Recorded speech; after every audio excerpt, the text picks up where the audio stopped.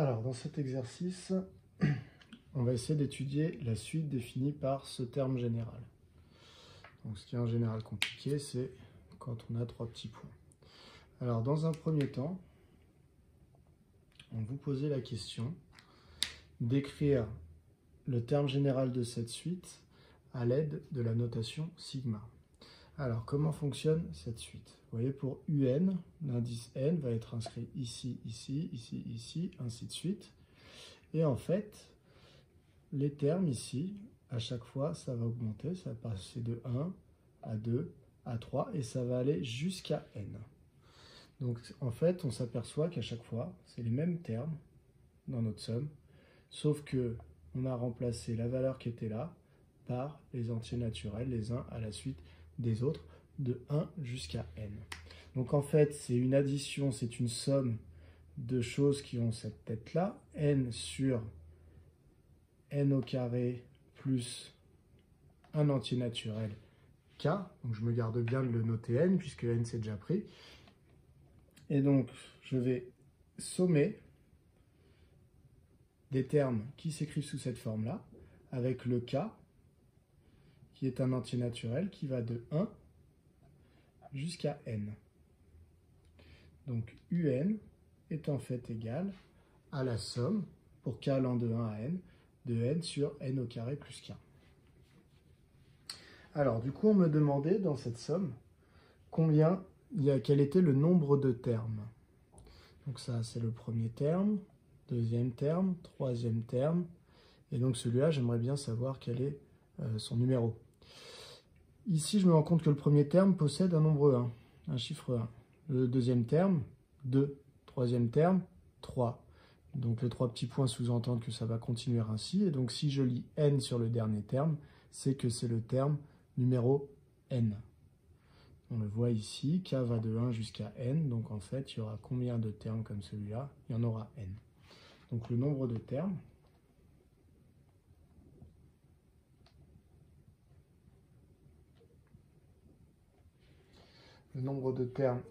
dans la somme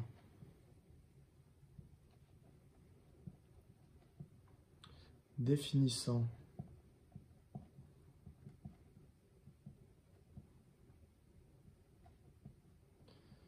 UN est n. On me demandait ensuite de calculer U1, U2 et U3. Alors, pour commencer, U1. Alors, U1, c'est peut-être finalement le moins facile à s'imaginer, puisque c'est la somme pour k allant de 1 à 1. Donc, si k va de 1 à 1, en fait, c'est que k vaut 1 uniquement. S'il allait de 1 à 5, il prendrait les valeurs 1, puis 2, puis 3, puis 4, puis 5. Mais s'il va de 1 à 1, en fait, il prend qu'une seule valeur.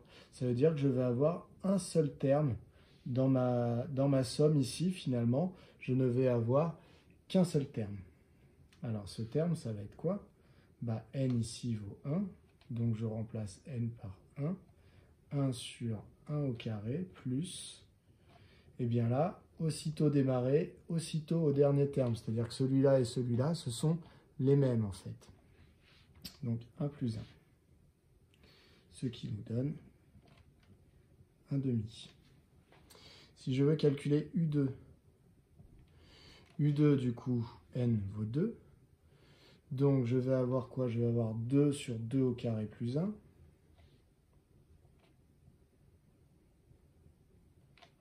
Plus 2 sur 2 au carré plus 2.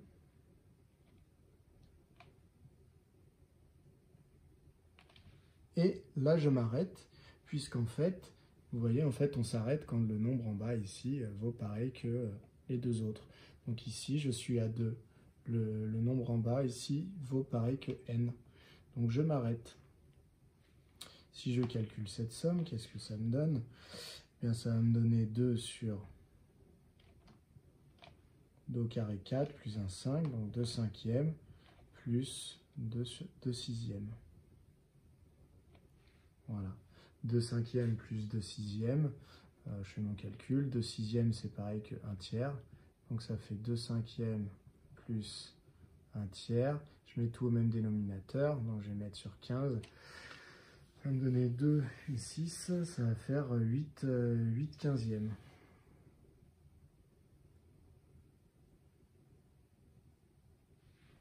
Si je me trompe pas. Non, c'est pas ça. Non, désolé. Donc, je vais poser mon calcul. Donc, 2 cinquièmes, si je mets sur 15, je dois multiplier en haut et en bas par 3. Donc, ça fait 6 quinzièmes. Plus, ici, je dois multiplier en haut et en bas par 5. Donc, ça me donne 5 quinzièmes. Donc, au final, ici, mon résultat, c'est 11 quinzièmes. Désolé pour cette erreur. Ok, pour U3.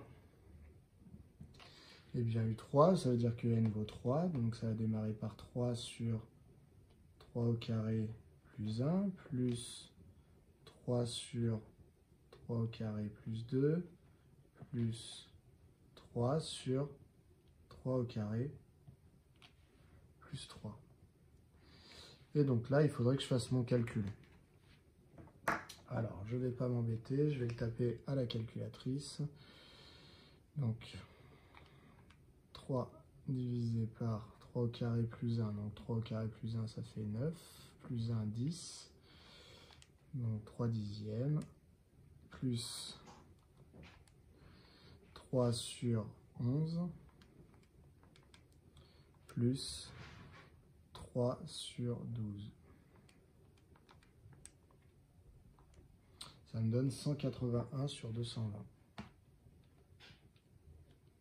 Voilà.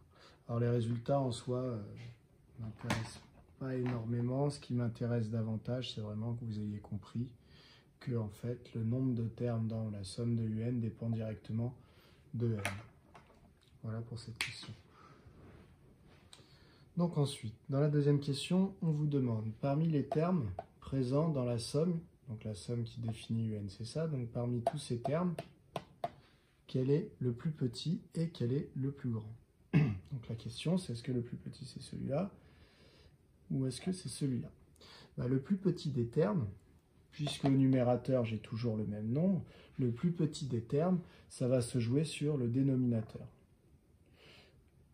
Les dénominateurs ici, mes fractions sont toutes positives. N est un entier naturel, donc positif divisé par 1 carré plus 1, donc positif. Donc tous mes termes ici sont bien positifs. Celui qui va être le plus petit, ça va être celui qui a du coup le plus grand dénominateur. Puisque à numérateur égaux, positif, eh bien la fraction la plus grande va être celle qui va avoir, pardon, la fraction la plus petite va être celle qui va avoir le plus grand dénominateur. Par exemple, 1 cinquième est plus petit que 1 quart, puisque 5 est un plus grand dénominateur que 4. Voilà. Donc ça, c'est parce que la fonction inverse est strictement décroissante sur R plus étoile.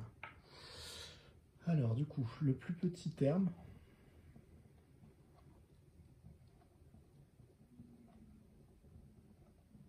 donc ça, c'est sans de longue justification, de la somme est, donc celui qui a le plus grand dénominateur c'est n au carré plus n, vous voyez, sont rangés comme ça, donc n au carré plus, donc n divisé par n au carré plus n. Et par contre, le plus grand terme, c'est celui qui a le dénominateur le plus petit, parce que ça veut dire que n, on l'a divisé par un nombre plus petit, donc il est resté relativement grand, ce résultat. Donc le plus grand terme de la somme est n sur n au carré plus 1. Voilà, ça c'est assez intéressant à remarquer. Donc à justifier, on pourrait justifier avec des inégalités, c'est pas le but ici.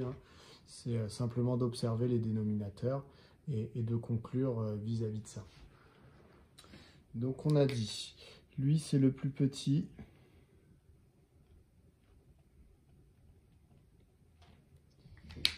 Et lui c'est le plus grand.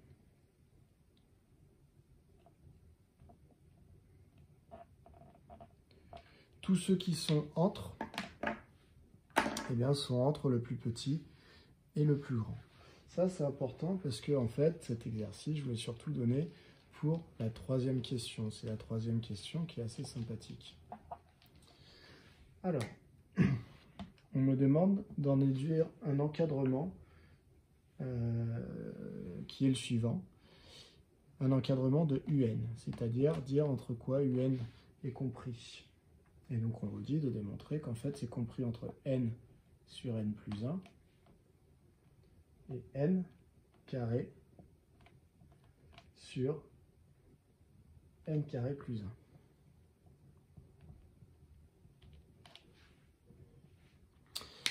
Donc, comment est-ce qu'on va faire ça? Eh bien, on va faire ça de la manière suivante. C'est-à-dire que UN, on a observé en tout qu'il y avait n termes. Tout le temps. Que ces n termes, il y en a un qui est plus petit que tous, c'est lui. Et il y en a un qui est plus grand que tous, c'est lui. Ça veut dire que ma somme ici, qui les prend tous en compte, elle va être plus petite que si en fait je remplaçais chacun des termes par le plus grand terme. C'est-à-dire que si au lieu d'avoir ces termes-là, tout cela, de là à là, j'avais finalement que des termes comme celui qui est en rouge, que je recopiais partout. Eh bien, comme ça, c'est le plus grand terme, je suis sûr qu'il est plus grand que lui, qu'il est plus grand que lui, qu'il est plus grand que tous. C'est-à-dire que cette somme, finalement, elle est plus petite, donc UN va être plus petit que si j'avais additionné le plus grand terme n fois de suite. Donc lui, c'est bien lui, mais lui, il est plus petit que celui-là, donc je pourrais éventuellement le remplacer par n au carré plus 1. J'obtiendrai donc quelque chose ici de plus grand que la somme de ces deux-là. Celui-là, je peux aussi le majorer par n sur n au carré plus 1, puisque je sais qu'il est plus grand. Vous voyez, celui-là, je le majore par lui, donc c'est pour ça que c'est inférieur ou égal, puisque lui, c'est pas vraiment cette somme-là. Lui, c'est le bon, mais lui, il est plus grand que le vrai qu'il y a dans UN, et lui, il est plus grand que le vrai qu'il y a dans UN. Donc la somme de UN est bien plus petite que ça, et je fais ça pour tous mes termes. Donc plus n sur n au carré plus 1. Du coup, tous mes termes ont été en fait majorés par ce terme-là. Donc en tout, il y en a combien? Eh bien, il y en a toujours n. Il y a n termes, sauf que là, ils sont tous identiques.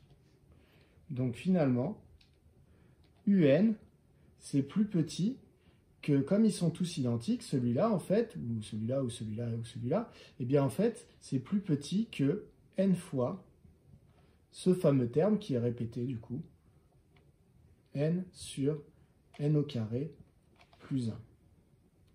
J'ai donc prouvé que UN était inférieur ou égal à n au carré sur n au carré plus 1.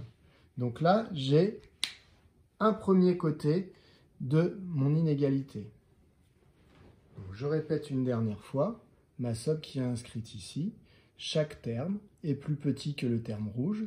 Ça veut dire que si je les remplace tous par le terme rouge, eh bien, j'obtiendrai quelque chose de plus grand. Donc c'est ce que j'ai fait. Dans UN, j'ai remplacé tous les termes par le terme rouge, ce qui explique que c'est toujours le même. Et donc ce résultat va être plus grand que la vraie somme que j'ai devant moi. Maintenant, donc ça, je me le note.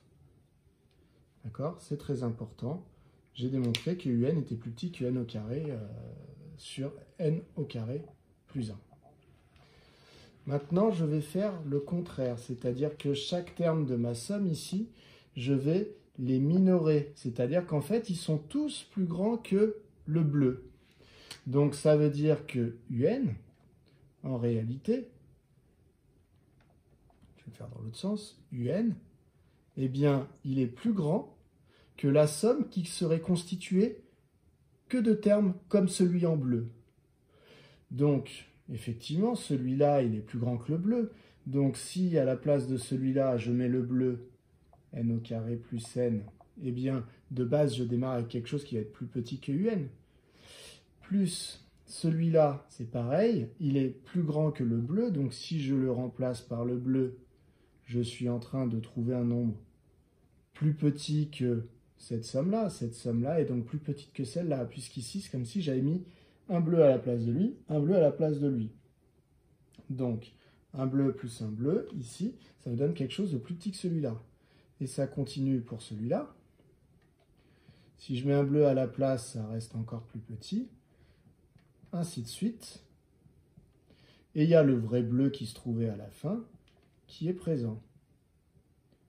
Donc en gros, si j'ai remplacé chacun de mes termes par la valeur du plus petit, j'obtiendrai bien donc quelque chose de plus petit que un. Du coup, en tout, j'avais combien de termes ici? Eh bien, j'en avais n.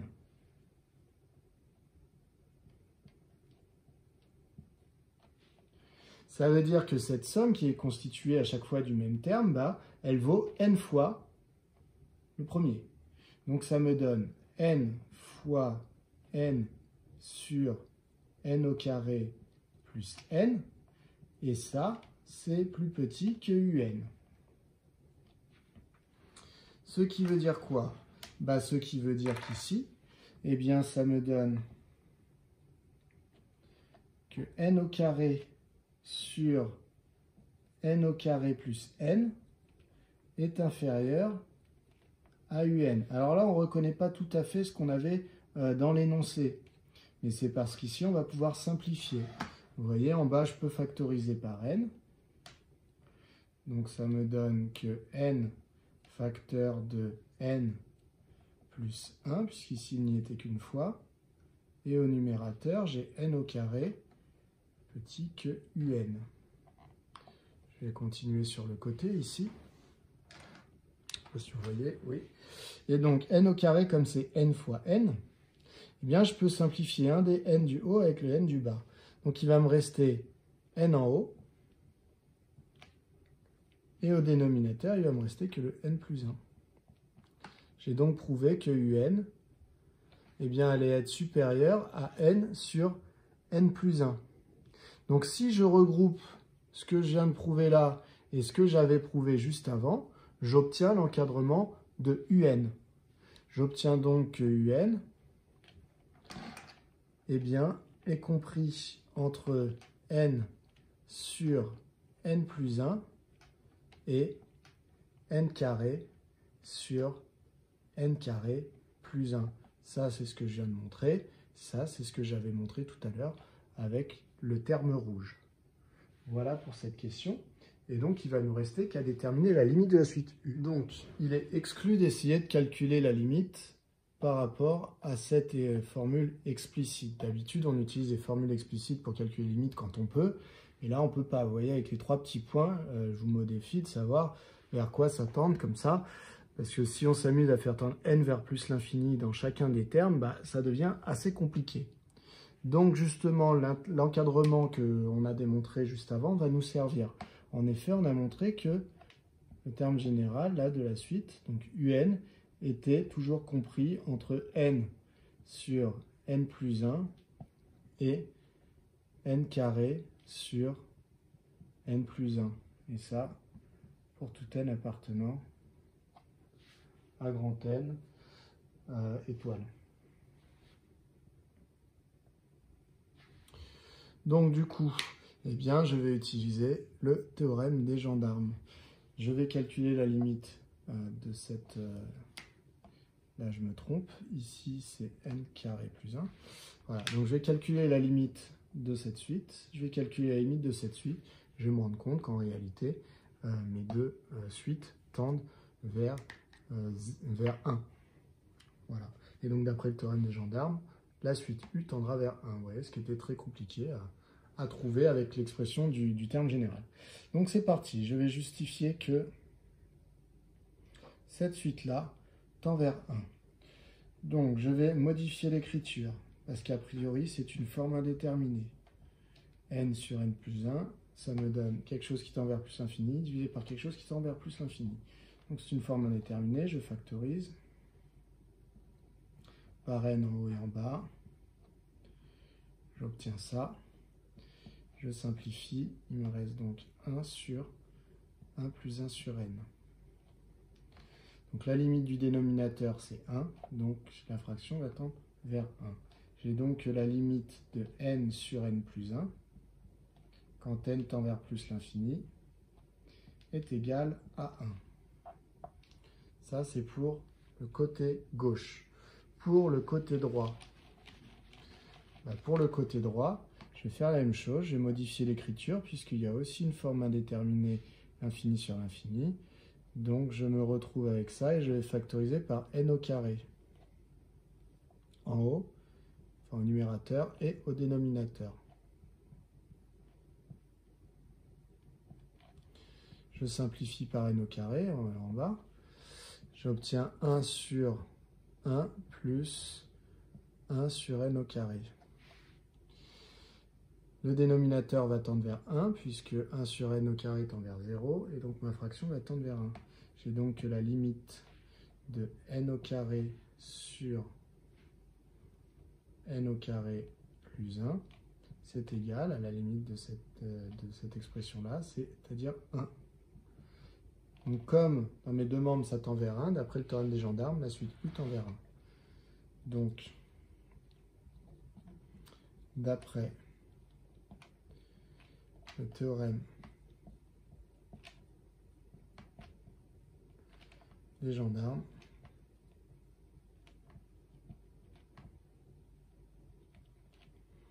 la limite de UN est égale à 1 quand n tend vers plus l'infini. Voilà pour cet exercice.